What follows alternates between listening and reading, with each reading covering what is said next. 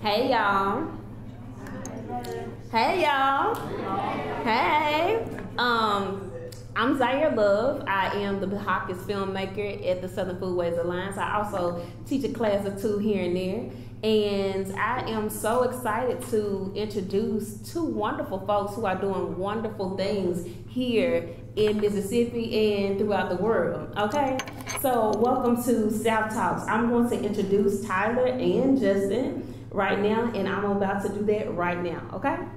Here it is. Tyler Yarbrough, a native of Clarksdale, Mississippi, returned home with a degree in public policy leadership from the University of Mississippi to concentrate on economic and community development. He has led advocacy campaigns at both state and national levels. Yarbrough is enhancing community health through economic development as the director of Mississippi Delta programs at the Partnership of Healthier America.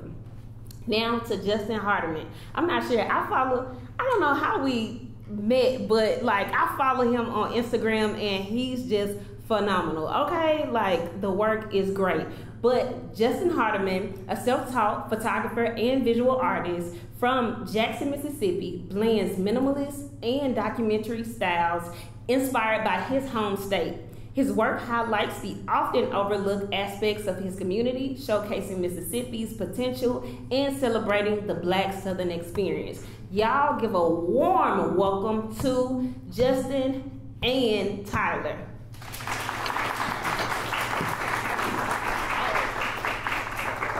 All right, thank y'all. Good afternoon. Good afternoon. All right, thank you for that warm welcome, and I want to thank you all for attending this South Talk. I want to thank Afton for inviting us here too. It's not lost on me the significance of this room. You know, in this building, it was designed to look up at the stars, but today we're going to actually look a bit closer back to Mississippi, back to the Delta, and to the soil. I'm also glad that Justin is also joining me today too. You want to say anything before we start? Yeah, I just want to, say I appreciate you guys for having me, for y'all showing up. Appreciate the warm welcome right here. I'm just grateful to be here and grateful to be able to do this work and do something legendary from Mississippi. Amen. Amen. So we want you all to first want to get a sense of this question. So you should have some sticky notes on your tables. And we're going to give y'all like about a minute to just, if you haven't already, to answer that question. If you already have answered that question, I want you to also give an answer to what you think about when you think about public health in the Delta too.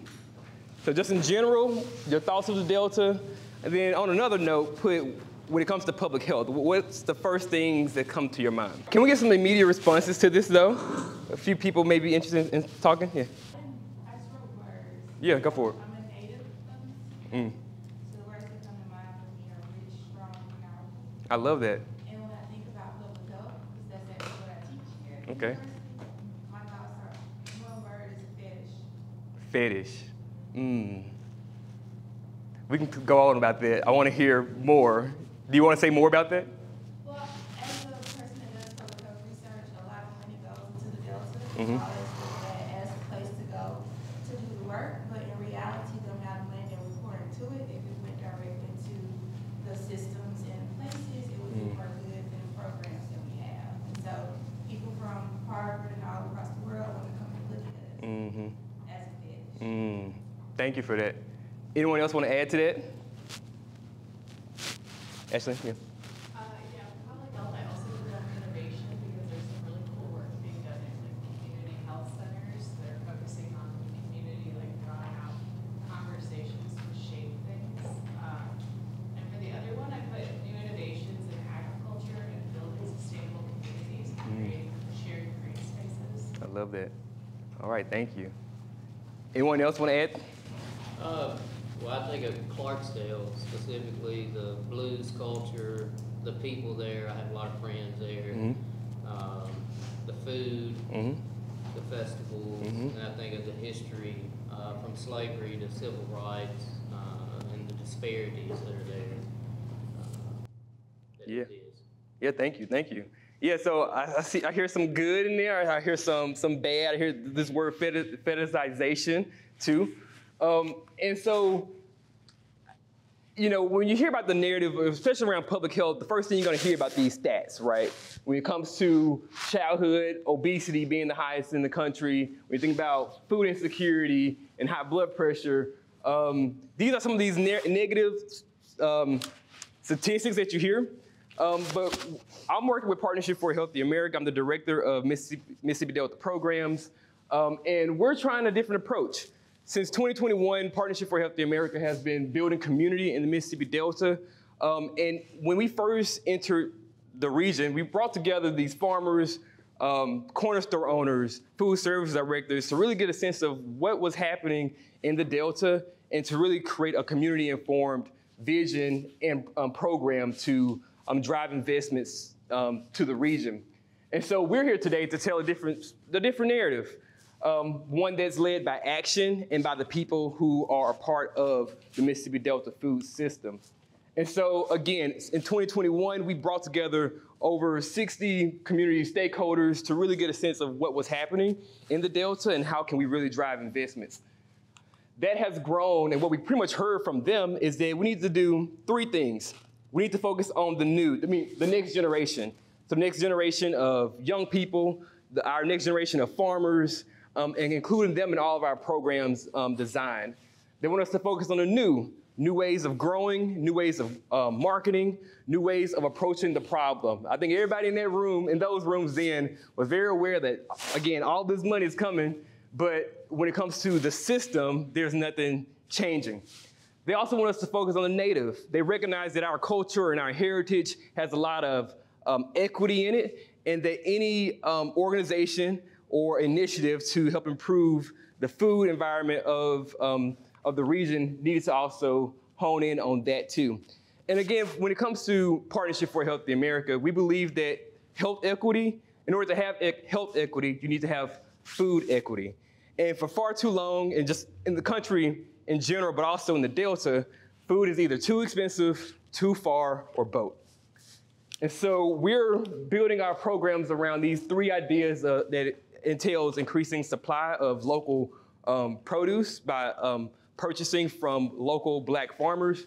Also, around access, creating markets through our programs and driving the demand for Delta-grown produce.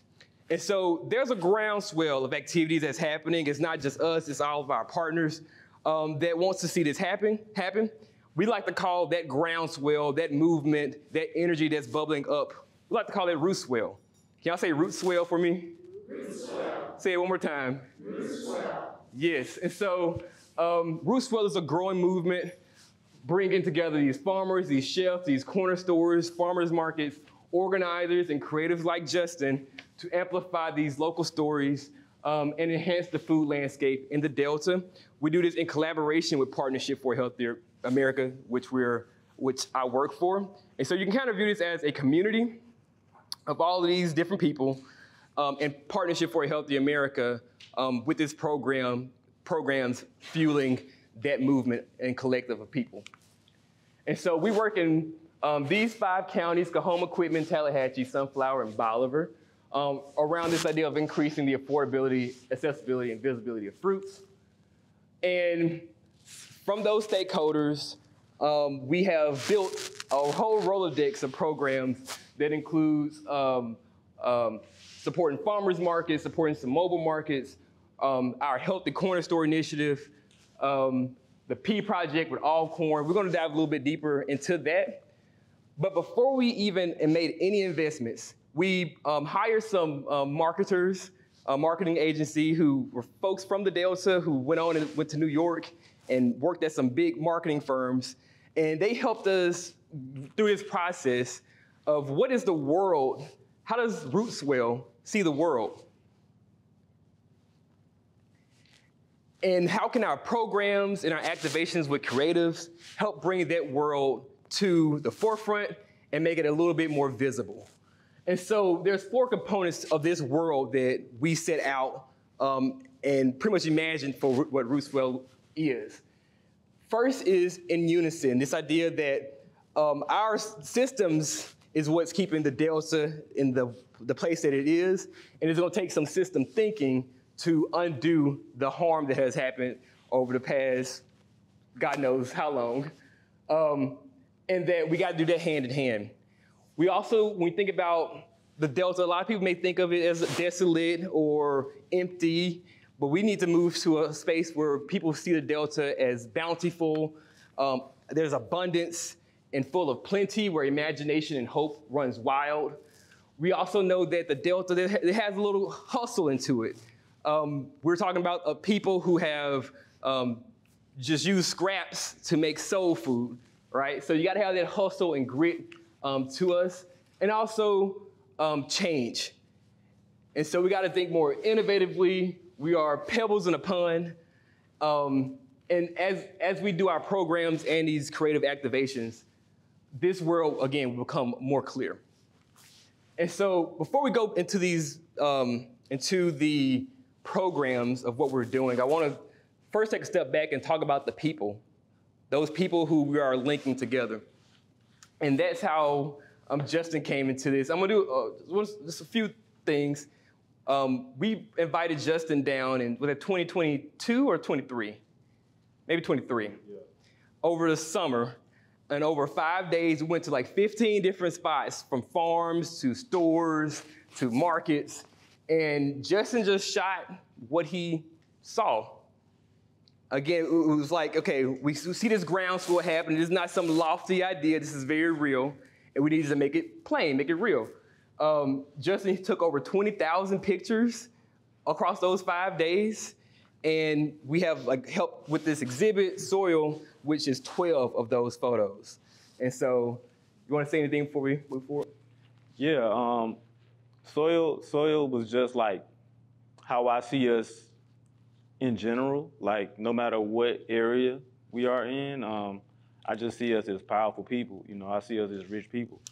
When I got invited out to the Delta to photograph these farmers and people that look like my grandfather and my grandmother, you know, I wanted to, you know, do these people some justice as well. And I mean, often when I see photographers, especially famous photographers, photograph Mississippi, when there's people that look like me, it's not in a powerful way. Like, it's kind of fetishy in a way. And I wanted to change the narrative on that and try to flip it on its head and show that you can actually tell people's story, their real story, but also show them in a powerful way. You don't have to, you know, trauma porn them into like looking into somebody's story, because these are real people that we're talking about. And so you kind of just want to know more about these people as we look at some of the images. And yeah, that's kind of what Soil is about, but it's also about just changing the narrative on how people look at Mississippi in general and how people from Mississippi look at Mississippi too.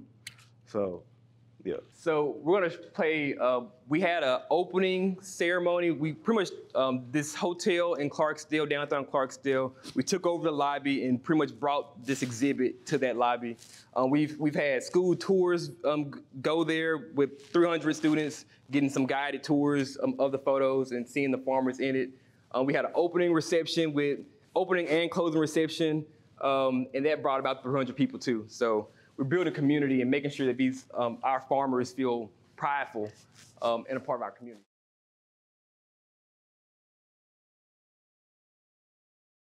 All right, so now we want to just show some of these photos that Justin took. Do you want to talk about this one? Yeah, briefly, because it was a long day. Yeah.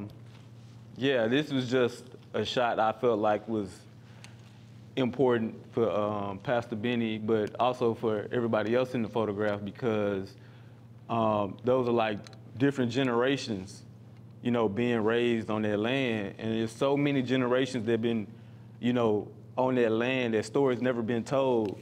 And so, you know, I felt like that was important to include all of them in that image.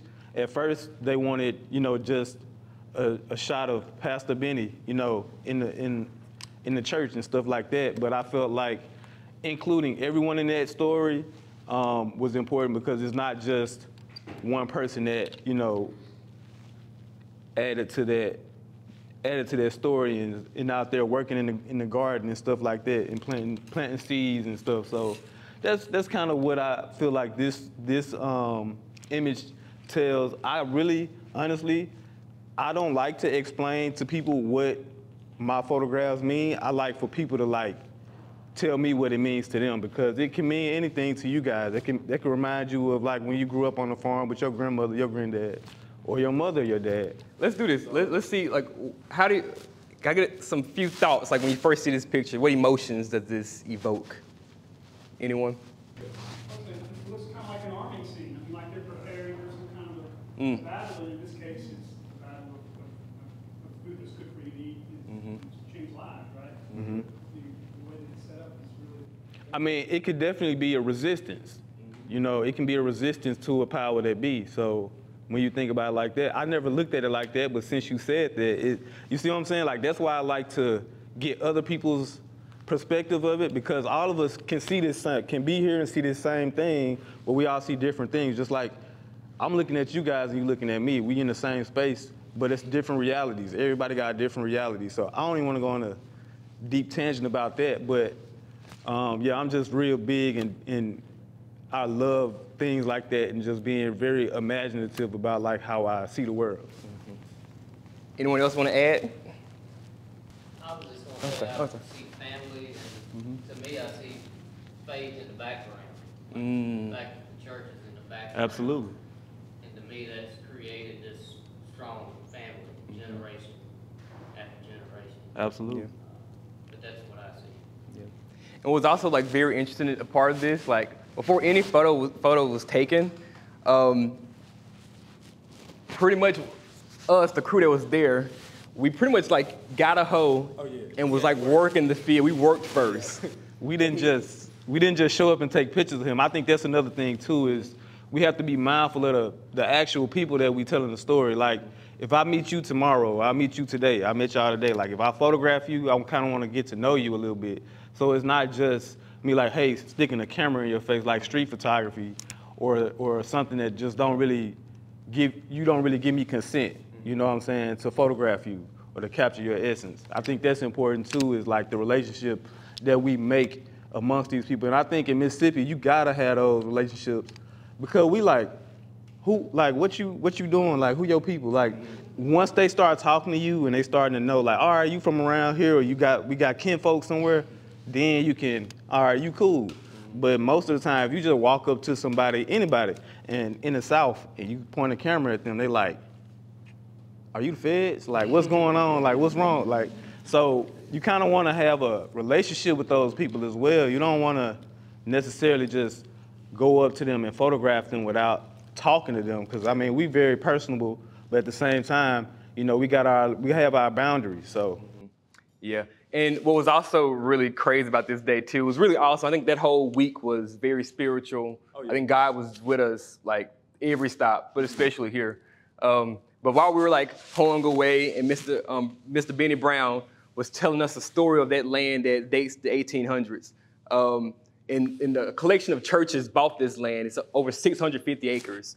And they're working to establish a farm incubator on 10 acres of that. But while we were hoeing away, he's telling us a story. He telling stories about his ancestors, and a tree just falls out of nowhere. Like I'm telling y'all right now, like I'm getting chills telling y'all about it, because I couldn't have made it up. Yeah. Like in a movie, y'all would have been like it's fake, but. And Mr. Benny, he didn't flinch. He was just like, this is the ancestors letting us know they're here. He looked back, he stopped hoeing a little bit, he said, thank you, ancestors. Because the tree fell like right to the right of here. It's like a creek. I think this was at the end of the day where we were walking back to where we had parked. We parked like behind the church. Yeah. And so we were walking back, and I just caught the image of them just walking like through this like little, I saw the street and I don't know, just like leading lines. And the church was there, and just the sun was setting, and I just had to take that photograph because it reminded me of just like walking from my church, my grandmother's church in Grenada. Like my grandma from Gore Springs, actually. So it's like super small, but just it reminded me of like that. So, and this as well. So that's like a cemetery where like I want to say some slaves were buried on that land, and then like.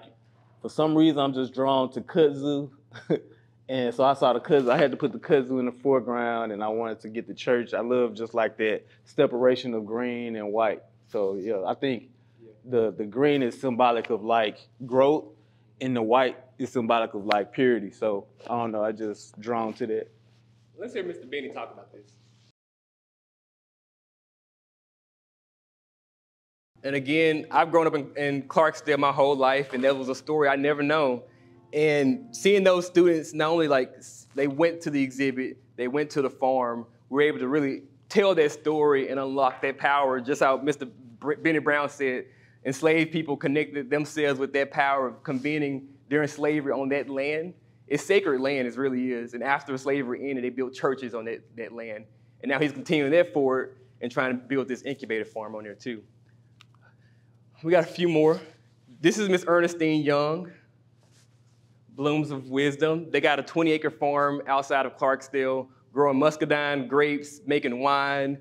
They want to get into agritourism, and so they are already having like family reunions and events out there on their farm too. Several groups of Ole Miss is now connected to the farm now too, and so they're going out there as well. Yeah, and this photograph, I don't know, I'm very personal about my photos. So like this remind me of like my grandmother, or you know, somebody that really cares about you, that's like hating for you to leave. You know how they just standing at the doorway, you know, when you get ready to leave the house, and they just standing there till you get all the way down to the end of the street. That's kind of what they remind me of. So when I saw her just standing there, I was like, yeah, I gotta get this photograph. And it was like the sun was just rising. Because we was out there from like 6 to... It was like almost like 5:30, 6. It was yeah, very we was early. out there like 5, so... And it was also right before their family reunion too. And so we were there like taking pictures of like their farm business. They got like different jams and everything. And it was just right before they family like got on the farm. Yeah, so that was a very special image that I caught of her, but I also got photographs of like her son and her husband as well. So yeah, that's her son there.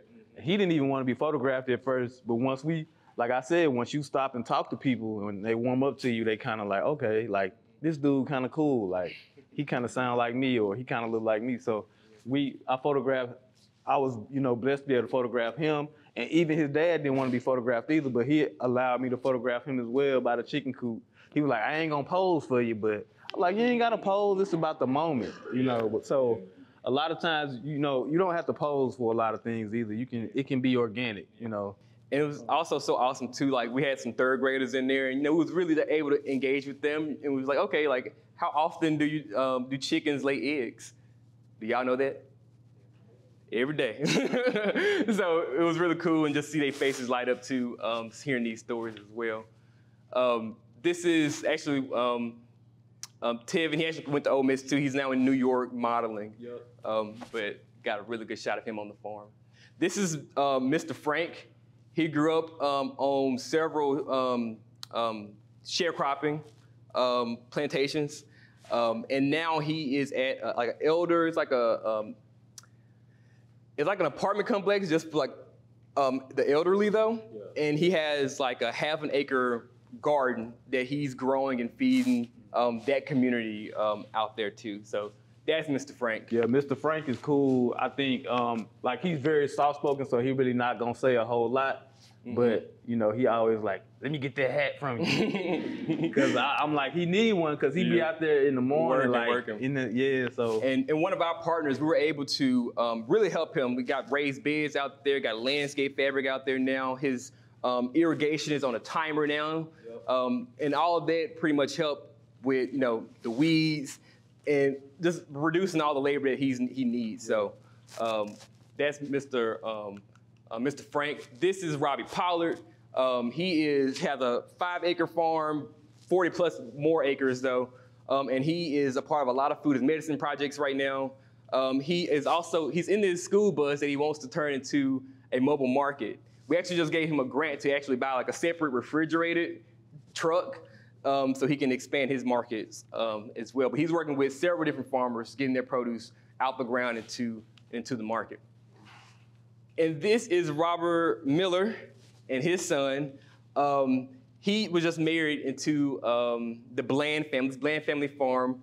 They are there's black farmers in Tunica County. They got 2,000 acres of land. They're growing wheat, rice, a whole bunch of stuff, and corn. And so that's Robert Miller. Yeah, and me and Robert, when we connected, real quick, when we connected, it was like we already knew each other. I know he went to Ole Miss. He graduated from Ole Miss, and I think that's where he met his wife, right? Something like that. Yeah. And yeah, it's like we connected. We around the same age, so I guess we kind of got like the same music taste and stuff like that. Yeah. But yeah, and then his son played ball, so like me and his son connected. So like his son was in the background at first. I played ball too, so like when I started talking to him about basketball, and before we even started shooting, I was like at the house shooting with him. None of that really was planned to be shot like that, but you know, it just like the moment we was there talking, and yeah, it just happened. Like I don't know, you really can't explain it, but it's just some things meant to be. And that's a very important photograph to Robert. Had him crying and stuff like that. So yeah, I'm just happy for them to have that photograph for their family throughout time, because photographs gonna last longer than us. So. And so we did like have the exhibit and everything, and at the closing we gifted it to everyone. So we're gonna there's some early news for y'all. We're gonna travel it to a few universities in the fall and spring, but after we get done touring it and everything, it is going to go to the private collections of everybody who's pictured. And so again, not fetishizing, right? And giving their stories back to them. And so again, those are the people. Now let's talk about some of these programs that we're actually doing to support those same farmers. And so we got one program that's called Good Food at Home. And so we're pretty much purchasing from these farmers, 100% from Mississippi farmers and vendors. Every year, well, right now, at the end of this summer, we would have reached 1,300 families. And so for every week, for 12 weeks or 26 weeks, families are getting 20-pound boxes of local produce. And we have recipes and like pride of place material in that as well. And so on one end, we're supporting creating these markets for farmers, but also to this end of improving public health. We've ran this program in 50 other cities across the country, but in the Delta, we're prioritizing these like sources from local farmers. So we pretty much just turned schools, fire stations into distribution sites over the summer. We've had, over the summer, we also had a food as medicine version of this too, which was a bit longer. It was 26 weeks. That was targeting 18 to 25-year-olds. Clarksdale lost its Kroger in 2018. It's 2018. And it devastated the community. And it's just like, everybody knows that Mississippi Delta is facing this food desert issue. But we see a lot of promise in the corner store. A lot of people may call it the hood store, right down in your neighborhood. And prior to the 80s, these neighborhood stores was competitive with these big box stores like Kroger and Walmart, right? But federal policy changed and really started to decimate these neighborhood stores. And so we're working to get, change the narrative around that to get healthier products in those stores so it's not just chips and candy. And so this first store we're working with is Jay's Grocery. It's a Black-owned, veteran-owned store in the Brickyard neighborhood of Clarksdale, been around for 27 years. We are helping the store change the layout, buy equipment, and get it some curb appeal. So this was before we started working. And again, just a little bit about Kroger and everything. But we started to first activate the space. So we brought like pop-up markets there. We was able to get folks' opinions of, oh, what needs to happen? Oh, we need more sidewalks. They need to put the prices on the aisle. It's like there wasn't prices on the aisle. And so we got that feedback. And we also were able to get additional funds from Bloomberg and T-Mobile to pretty much we're painting a mural on the street next month.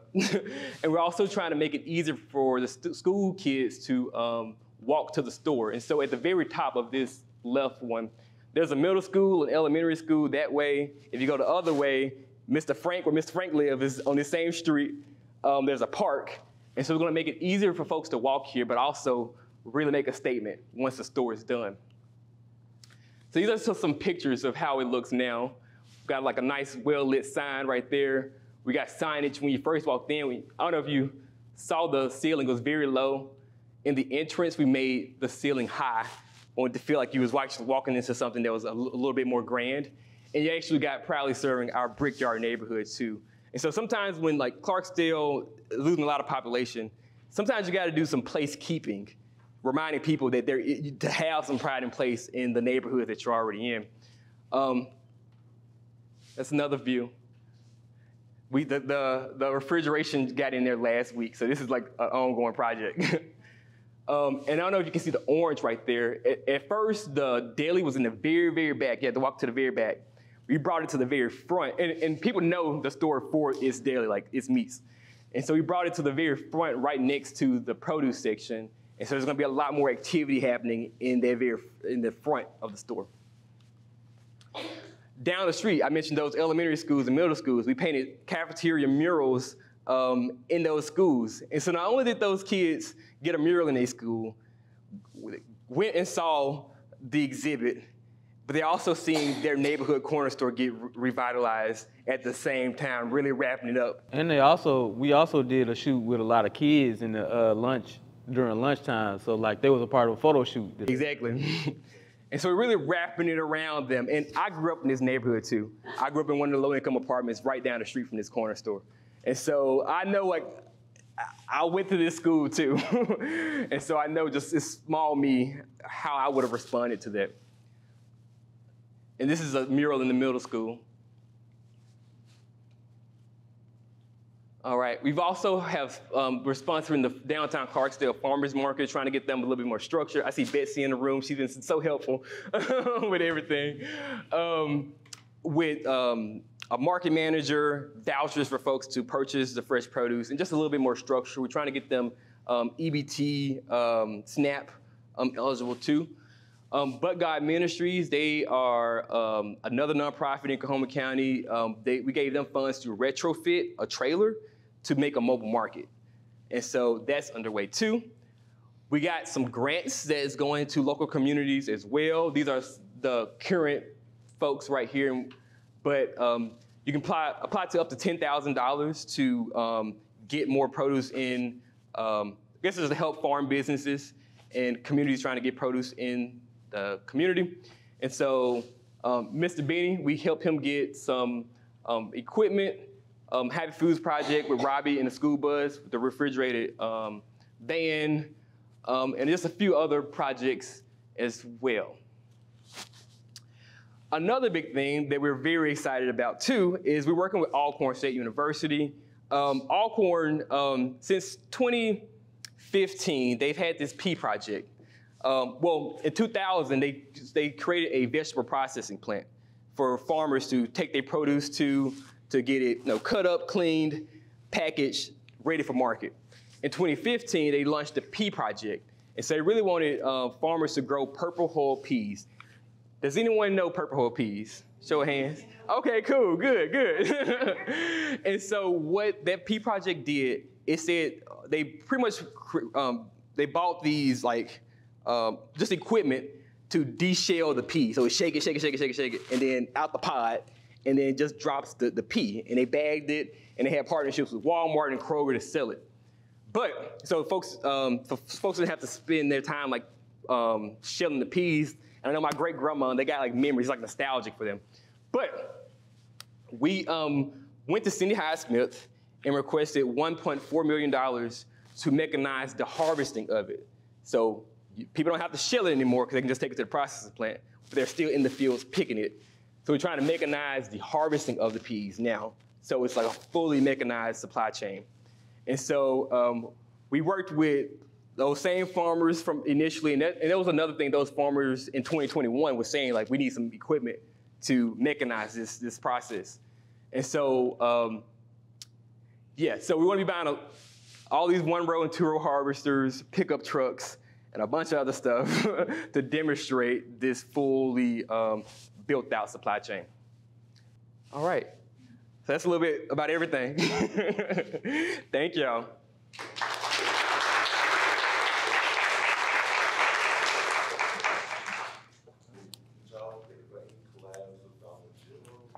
That's a good question. I don't know any farmers who have been able to access Dollar General.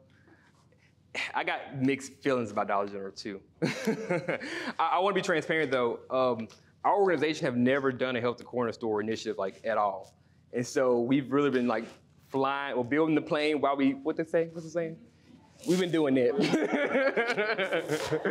Yeah, and so like we've been really just designing like our initiative too. So we're just having like that focus on Dollar General.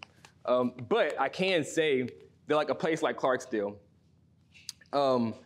since Kroger left, 2 to 3 like Dollar Generals have popped up. And that ultimately is going to eat into the future of any bigger grocery store that's going to enter your community, because there's now 3 other stores eating into that pie. And so I think communities need to be a little bit more cautious when it comes to like policy around it, but also look more inwardly to like the local businesses that's been there for 27 years to help solve your food needs. And so over the next 3 years, we're going to be helping. We're not going to renovate a full store, but we are going to be purchasing like refrigeration for these neighborhood stores and connecting them with farmers. And so I also want to, there's this Robinson-Patman Act. It was passed in the like 80s, like around Reagan, 70s, 80s.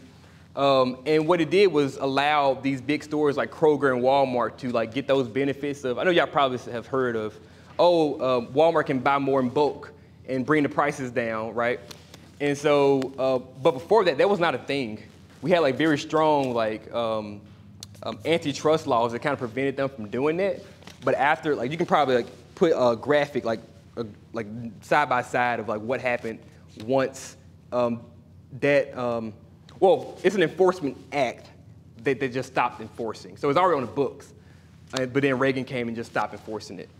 And the corporation that benefited the most of the lack of enforcement was Walmart. Walmart came and started running stuff 80s on forward, right? Before then, these neighborhood stores was in the same community with these big box stores. So now these Walmarts got lower prices, these neighborhood stores got higher prices, and we just accept it. So we got to start enforcing it. It's on the books.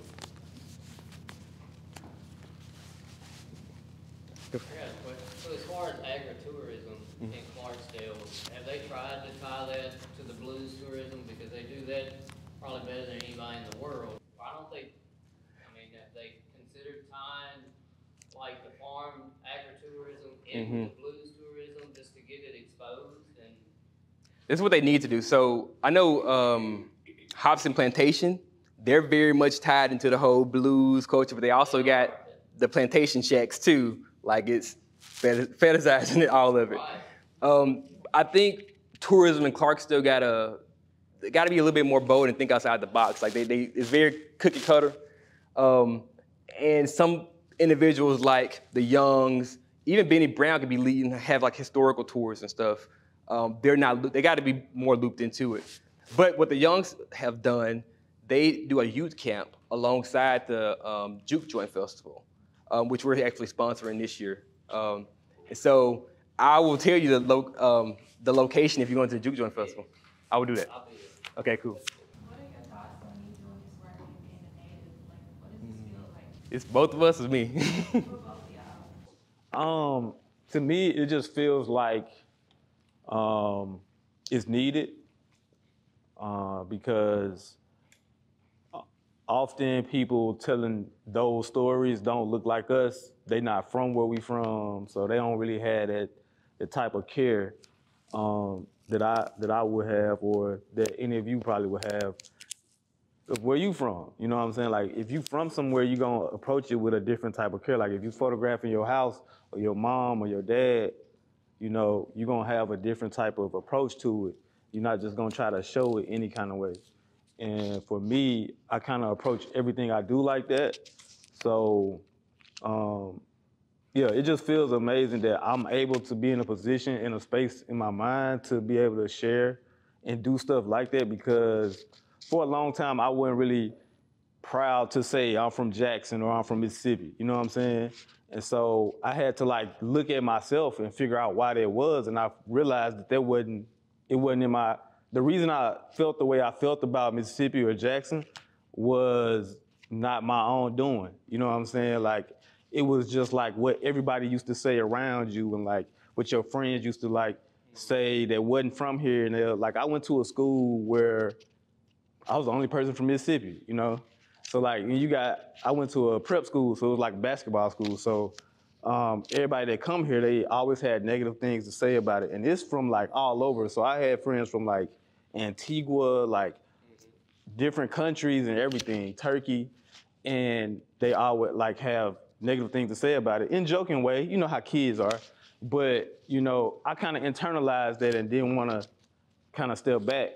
And so I had to like do some soul searching and yeah, it just empowered me to see, like I never seen my mom or my dad or my grandma in a bad light. So why was I ashamed to say where I was from? It's a whole lot that I can say. But yeah, I'm just happy that I'm able to tell that story. I think more people need to be in places to tell that story. I think what Zaire do, I think what we do as Southern, you know, Black Southerners, we need to tell our own stories. We need our own Spike Lee. You know what I'm saying? So I feel like I'm one of those. You are.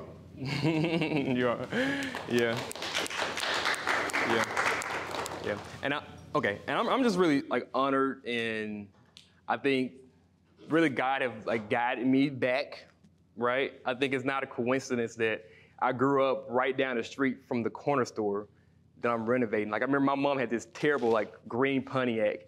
It was so unreliable. When she crank it up, it made like this crazy sound. I used to duck my head, didn't want anybody to see me in. But like we can go to like Walmart that's like way across town. And so when we needed some chips, some bread, some meat, some milk, like we were literally walking to this store. And I went to school with the store owner's grandkids, like friends. And so I've kind of just been, I don't know, almost a part of their family now. We've even cried in their living room together, like, because how complex this project is, but also like the real passion for them and myself, you know, really to revitalize, if not, like, you can't even revitalize the whole, like, Clarksdale, right? But you do gotta be incremental and really demonstrate something. And I think, I was just talking about that Antitrust Act, right? That's on the books, that's just not being enforced, right? How can we show something that's, just demonstrate something a bit differently that can increase the dialogue around like what's the solutions? Like I don't see anyone else talking about can the corner store solve our food as a problem, and what's the act that's actually preventing them, that's giving them this unfair advantage, right? And I also, like, when I came to Ole Miss, there was like one professor who actually gave me a book about Clarksdale. And I was just so kind of mad that it took me coming here to like read something about like the civil rights movement and all the activity that was happening. Like, why didn't I know that? Like, why didn't I have that power in middle school, that knowledge, right? And going back to just Mr. Benny and that story of the Hush Harbor, literally like enslaved people were praying right there during slavery, and they built a church. And then they later bought 600 acres of land. Why didn't I know that story in kindergarten? You know? And I think it adds to, you know, the lack of agency and power that people feel. And how do you shake people to realize that they are more powerful than they really think? And so I think all of this, from the corner store to the street mural to the mural on the cafeteria, is just to wake people like, hey, you know, people who look just like you are trying to rethink all of this, right? I can go on and on. Even like the Pea Project, right? Those farmers, I was just an intern. Like I was part of the listening session. I was a stakeholder actually, and then they built like a internship where we did like a study, and I kind of surveyed everybody how they felt about their corner stores and Walmart and everybody. And that later became the coordinator. I was the first person they hired, and I just worked my way up, and now I'm the director. What I was saying about that though. Too young for that now. I am very, but those farmers, when I was in college, like listening to them, they were talking about the hope for the Pea Project, and now we're like really delivering on that. And I think I've been in spaces where I've been more accessible to power, even like the person at Sidney Hyde-Smith's office, my point of contact was somebody I met at Ole Miss, right? And that made that process very smooth. And I believe it's like my duty, but also I think God is calling me to use that power and those connections to bring more funding and that sense of empowerment back home too. So, and I think even more now, it's gonna take all of us to tell like stories and create with art, because they're taking a lot of stuff out, the classrooms and stuff like that. And I'm an education major. I graduated from Jackson State with an education degree, and I might not be teaching in a traditional sense, but I am still teaching and like putting together, like when I photograph, you know, events in Mississippi or Jackson or wherever, you know, I'm creating an archive of like stories that should be told, you know, years from now, decades from now. I just feel like if more people did that, you know, the story could be told a lot clearer. Like, you know how when you go on vacation and you all of a sudden take your camera out to like show where you at, you documenting what that place is like. So you should do the same thing for your hometown, you know what I'm saying? So it's like, you should be happy about where you at, because you contributing to like the overall knowledge of where that place was like, what that place was like, because they taking a lot of stuff out of history books. So, you know, it's a lot of things in Mississippi that I have a book, it's called, I forget, it's called Unseen. And I opened it up, and the first page on there is a picture of like, picture I've never seen before, but I want to say it's in Mississippi, somewhere in Mississippi, but it's like when how many people were out to vote, and this was like in the 60s. And it's a picture that it was like, yeah, it was just called Unseen, and that was just so powerful to me. And like Mississippi was like the first page, you know, something in Mississippi was on the first page. And I want to say it was like New York Times. I want to say it was like New York Times or something like that, but yeah, that changed my whole trajectory on how I was gonna like document Jackson or Mississippi in general, or the South. We gotta wrap up. So thank y'all for joining us. Follow us on Rootswell, Instagram, Facebook. We got a website, rootswell.org. Follow Justin Hardman on Instagram too. And just remember this world that we're trying to create, and that the programs and these engagements and partnerships with creatives is gonna bring that world into fruition. Thank y'all.